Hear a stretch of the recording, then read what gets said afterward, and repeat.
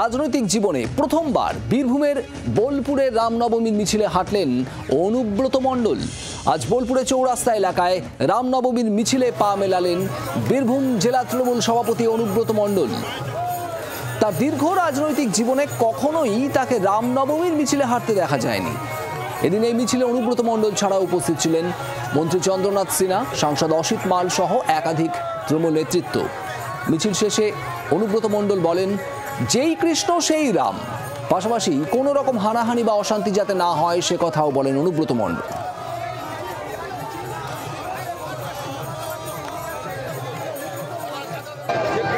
যেই কৃষ্ণ সেই রাম, রাম ভগবান সবারই ভগবান। গোটা জেলা জুড়ে হয়েছে, কোনো অশান্তি হয় না। সবাইকে ধন্যবাদ জানাই। এই আজকে মিছিলে সবাইকে ধন্যবাদ জানাই। আজকে রামনবমী, সবাইকে বলবো রামনবমীতে ভালো থাকুক, সুন্দর থাকুক, ভালো পরিবেশ হোক, কোনো হানাহানি ঝগড়া যেন না হয়। এর আগে আজ বীরভূমের জেলা পরিষদের সভাধিপতি কাজল শেখও যোগ দিয়েছিলেন রামনবমীর উদযাপনে। সেই ছবিও আপনাদের দেখাবো। কাজল শেখের হাতে দেখা যায় ত্রিশূল। একদিকে রামনবমীর মিছিলে হাঁটছেন অনুব্রত মণ্ডল, অন্যদিকে ত্রিশূল হাতে কাজল শেখ। একই সঙ্গে দুই ছবি দেখছেন আপনারা। বাংলার আওয়াজ, বাঙালির আবেগ, জি 24 ঘন্টা।